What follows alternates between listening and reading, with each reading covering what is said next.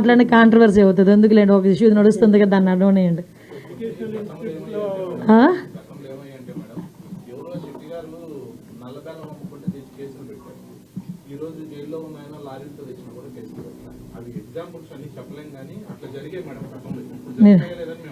మీరు అంటే విషయం ఏమవుతుందంటేనండి, వాళ్ళు చేసిన ఏదో పాపాలు ఇప్పుడు మేము ఏదో ఇక్కడ అడుగుతున్నట్టు అనిపిస్తుంది అనమాట.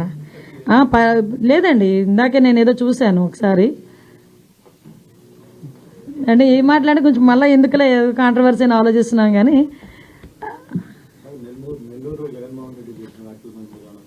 నేను దాని గురించే ఆగాను కాసేపు. ఏమంటే ఒక విషయం చెప్తున్నానండి. పిన్నెల్లి ఆయన మీద ఒక హత్యాయత్నం, ఈవీఎం బాక్సులు బదలగొట్టారన్న ఒకటి, ఇవన్నీ కూడా రికార్డెడ్గా దొరికినాయి. రికార్డెడ్గా దొరికిన తర్వాత అరెస్ట్ ప్రక్రియ అనేది ఎలా జరిగిందో మనందరికీ కూడా తెలుసు. ఆయనని తీసుకెళ్లి ఆయన పరామర్శించడానికి జగన్మోహన్ రెడ్డి అనే వ్యక్తి, ఒక మాజీ సీఎం, ఫస్ట్ తీసుకున్న ప్రోగ్రామ్ కూడా ఏంటంటే ఒక ఖైదీని వెళ్ళి కలవటానికని ఒక ప్రోగ్రామ్ తీసుకున్నారు. అది అతని ఇష్టం. అది కూడా ఏంటి, ఒక 25 లక్షల రూపాయలు ఖర్చు పెట్టుకొని అక్కడికి వెళ్ళి ఒక హెలికాప్టర్లో వెళ్ళారు. ఒక డబ్బున్నవాడు వెళ్ళాడు, తీసుకొని పెట్టుకున్నాడు. నేను ఇక్కడ ఏమంటానంటే, యాక్చువల్గా పిన్నెల్లి గారికి ఉన్న ములాఖాతులు టైం అయిపోయింది. ఓకే, అయిపోయింది కాబట్టి అయినా కూడా హ్యుమానిటీ గ్రౌండ్స్లో ఒక ఎక్స్-సీఎం రిక్వెస్ట్ చేస్తే పర్మిషన్ ఇచ్చాం. అవునా కదా?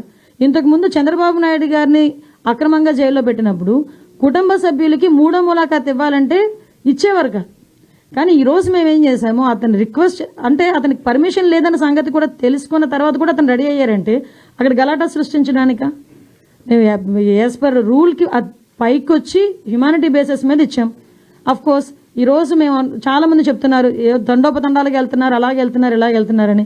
నేను ఒకసారి ప్రిజెన్స్ ఐజీ గారితో కూడా మాట్లాడినా, అసలు ఎంతమంది ములాఖాతులు వెళ్తున్నాయి, యాజ్ పర్ రూల్ ఎలా వెళ్తున్నాయి, మేము అన్నీ కూడా మాట్లాడుకుంటున్నాం. ఆయన బయటకు వచ్చి ఈరోజు బయటకు వచ్చి అక్రమంగా అరెస్టులు చేశారు. అక్రమంగా ఏం సీసీ ఫుటేజ్ చూసిన వాళ్ళు ఎవరైనా అక్రమ కోర్టు ఇచ్చిందండి అతను అరెస్ట్ చేయమని?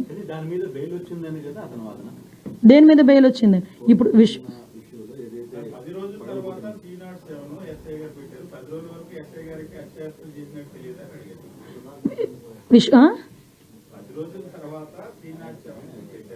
అవును,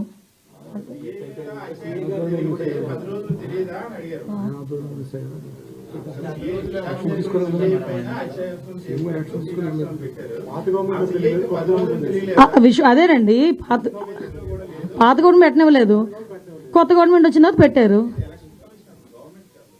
ఆ ఎలక్షన్ కమిషన్ అన్న అసలు భలే మాట్లాడతారండి సతీష్ గారు మీరు.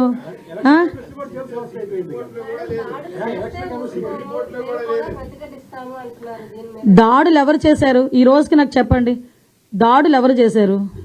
దాడులు చేసినట్టు ఎక్కడైనా రికార్డెడ్గా ఉన్నాయా? ఎవరైనా కంప్లైంట్ ఇచ్చారా?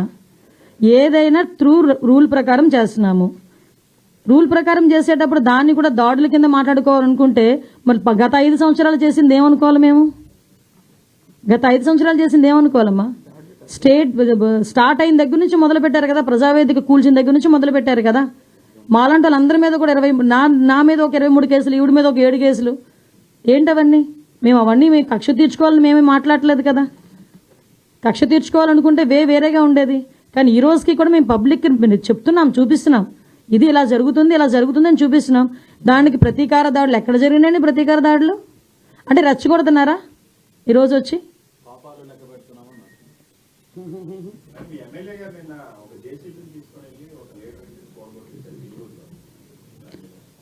దాని మీద ఆల్రెడీ కేసు కూడా ఫైల్ అయింది కదా. మీరు అది అడుగుతున్నారే కానీ పక్కన చంద్రశేఖర్ రెడ్డి అక్కడికి వెళ్ళి మున్సిపల్ ఉద్యోగుల్ని తోసేసిన సంఘటన అడగరు.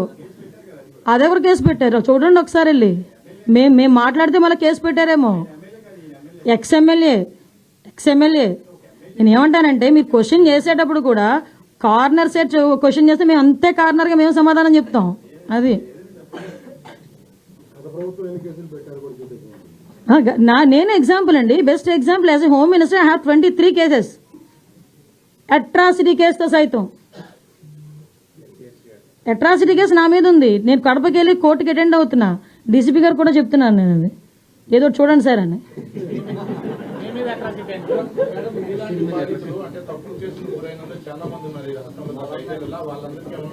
కంపల్సరీ సార్, ఏదైనా త్రూ లా ఏదైతే యాజ్ పర్ లా ఎలా అయితే వాళ్ళకి వెసులుబాటు వస్తుందో మేము అలా చేస్తాం డెఫినెట్గా. ఎందుకంటే అక్రమ కేసులు ఎవరు కూడా భరించాల్సిన అవసరం లేదు కదా.